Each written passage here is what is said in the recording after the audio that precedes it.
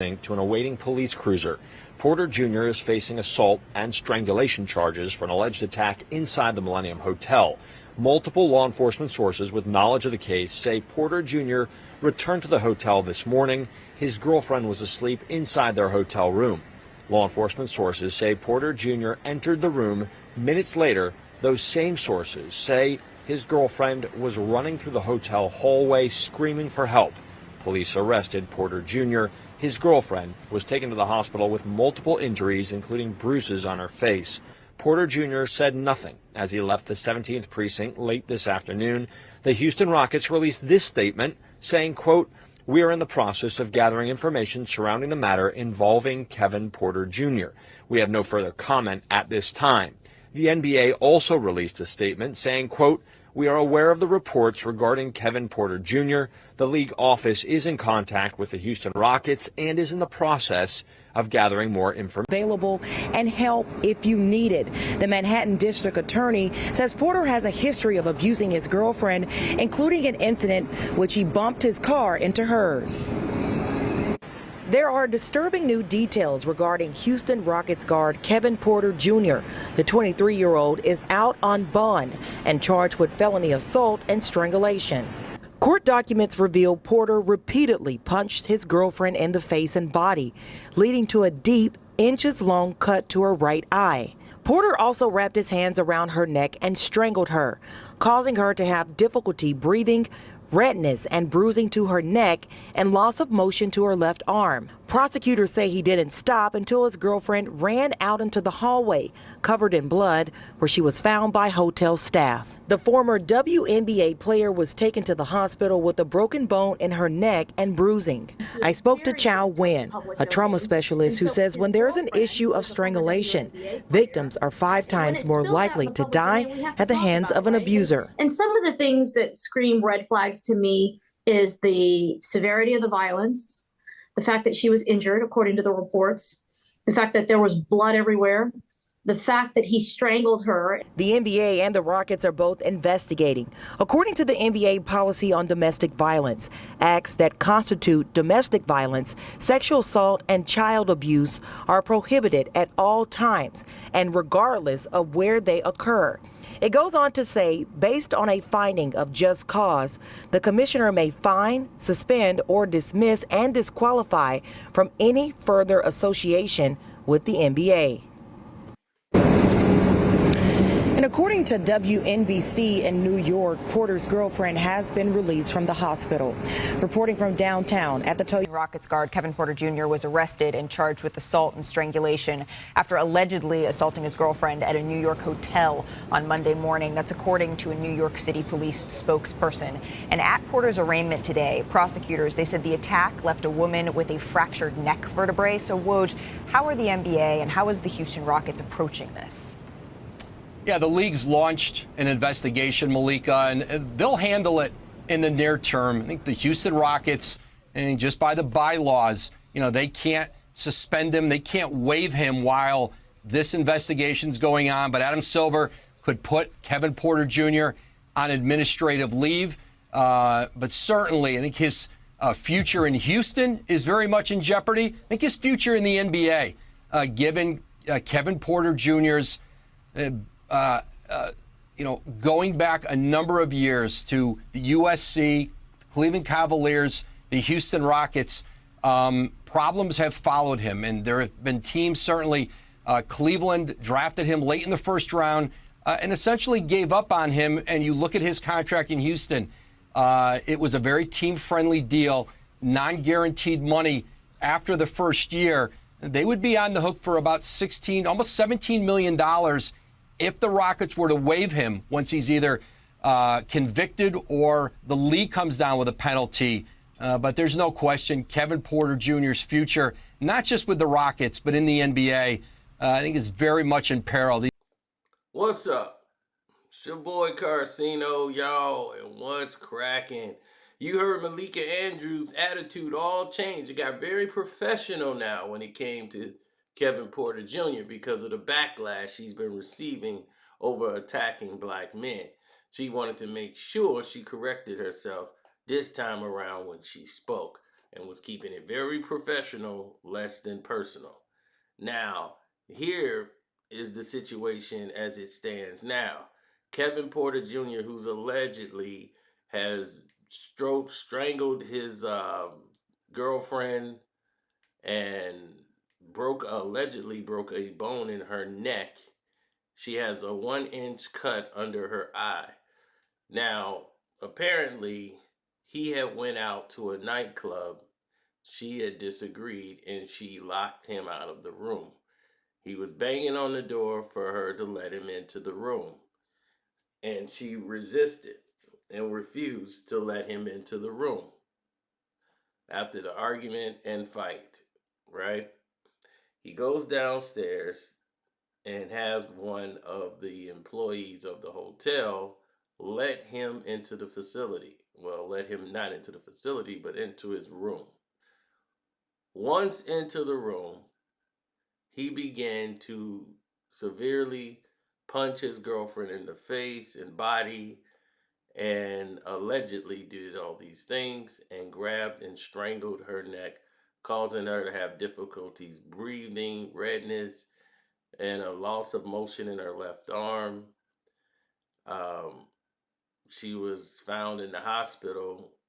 She ran out into the hallway and was screaming, and that's when the staff worker found her, and that's when he stopped. He didn't pursue her. When she got to the hallway, he just kind of remained there, not knowing what was going to happen. But I think he kind of knew he had messed up.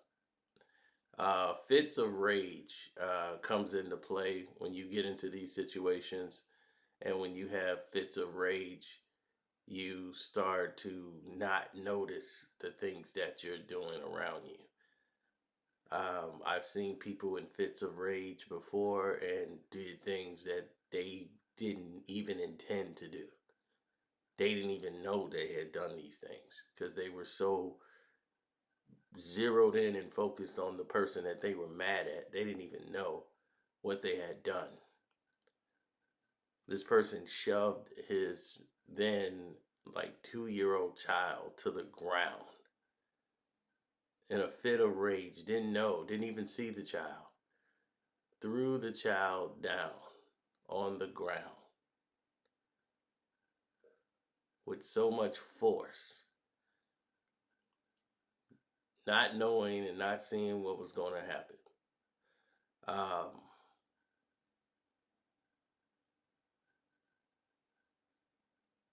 I don't know what's going on with these people and trying to pretend to know their psychosis.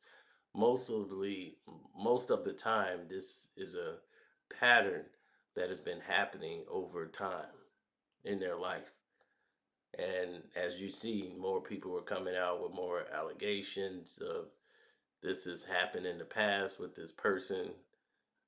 There's been reports, as you heard, of him running his car into his ex-girlfriend's car. There's some disturbing things that's happened in this young man's life. Not making an excuse for what he did or didn't do, just saying that this is the realization that comes along with this. Not saying you got to be a perfect human being, but this crosses the line from just making a mistake. This was a fit of rage where he could have taken someone's life. And of course, today he's sorry, tomorrow he's sorry, but that still doesn't fix his pit of rage, which could explode into something else. And it seems to be targeted directly towards women. Now, whatever they're going through, whatever they're hiding, it's gonna come out eventually. Help is what he needs more than jail time. He needs to be in a mental facility getting help, in my opinion, my personal opinion. He needs to be getting help. I don't know if he's receiving the right treatments or wherever he is. I just feel that that's the best option for him. If you look at all of the details of what happened beforehand, you could start to say to yourself, okay, well, this guy's got a checkered past. He's got a bad history. We've seen this happen to other people before. You see, all of these things that they come up with and all of these different escape routes. It's like, well, how could they do this, with this guy, Kevin Porter Jr.? They knew about this. The NBA should have stepped in beforehand. You don't really know until you have to know. You understand what I'm saying? You don't really know until you know,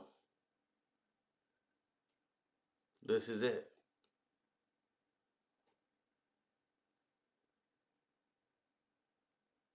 Now, the Houston Rockets are taking a lot of slack from trying to trade Kevin Porter Jr. right now, offering second round picks, anything to try to unload this person. People are like, hey, let's find out what's going on. Let's talk to Jalen Green, Jabari Smith, or get Kenyon Martin Jr. in there. This is not their problem. It is totally not their problem. There is some issues going on.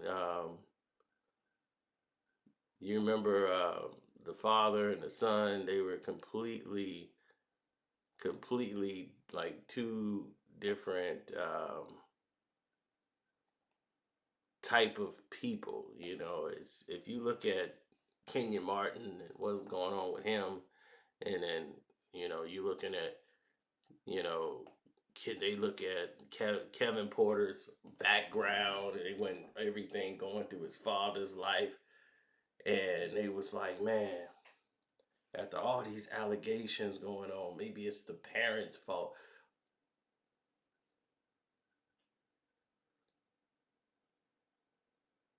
And remember when they was getting on the announcer who said what he said about Kevin Porter Jr.'s father, right?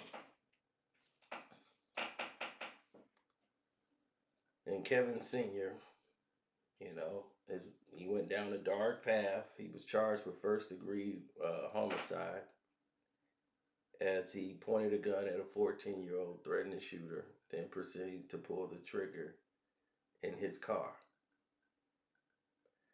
Porter maintained that the shooting was accidental. The girl had asked to see his gun, and it is discharged unintentionally when he handed it to her.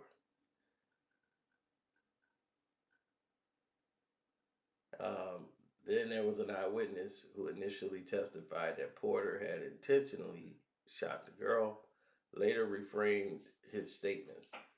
Despite the conflicting accounts, Porter ultimately pled guilty to a lesser charge of unintentional manslaughter. He served 4.5 years in prison. After serving that time and had a brief period of freedom before he met a tragic end in 2004, he was fatally shot 5 times during a bar fight.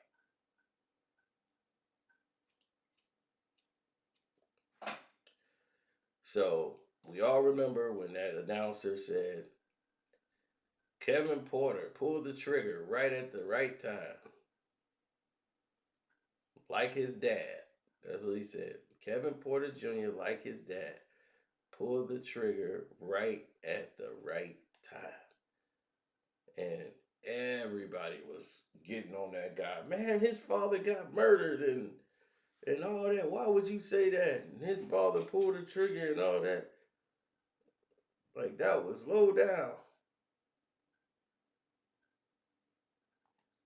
So, yeah, that guy went under a whole big scrutiny for saying that. Now, you're starting to see, like what they say, the apple don't fall too far from the tree.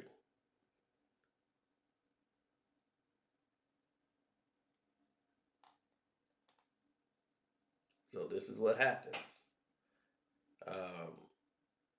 Why do they keep calling this lady a WNBA player? Didn't she play in the WNBA for like 1 year? This Kurz Gondrezic or whatever. She's a mixed girl. She's from overseas, like, isn't she from like Greece or something? I don't know, but didn't she play like a year and then she couldn't make it in the WNBA? I'm like, you can't make it there?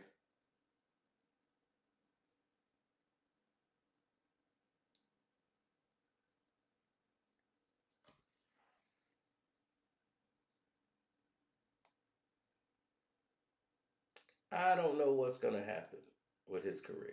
I don't know if he gets suspended for a year. I don't know. This is domestic.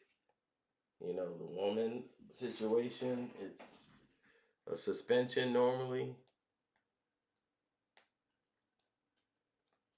But, you know, we have to wait and see.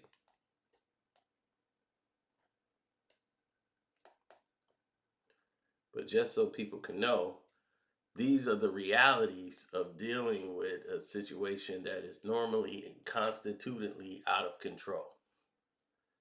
The NBA on domestic violence policies, they change over time. They go through different, maturations. But if we're looking at this thing and conducting it the way we have conducted everything else in life, we are seeing a pattern that is not conclusive with how we view ourselves. We don't view ourselves in this manner. We don't. We don't have a standard for men almost assaulting. That's somebody's daughter. If I'm a dad, I'm on the plane, I'm trying to get my hands on them. I don't care what the legal proceedings is. I got to get my hands on him. He got to feel me. You know what I'm saying? That's how I look at it. You gonna have to feel me, son. You got to know this was a mistake by your part. You got to know that. And I'm gonna make sure you know it. I can't let you believe this is the way to go.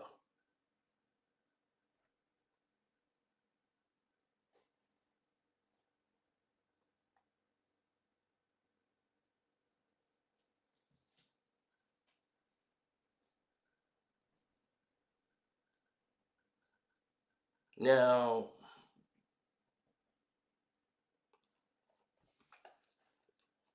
the way we keep looking at situations and the way we keep changing and pushing back the lines is clear. Clear to me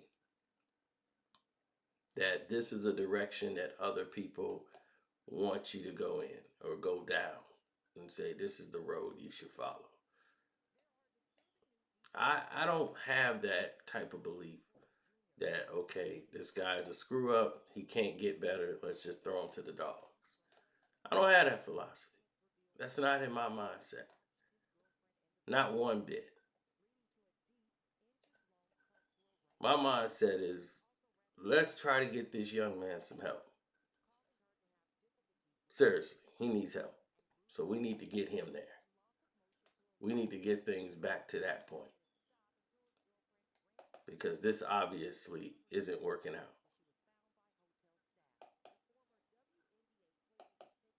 Right?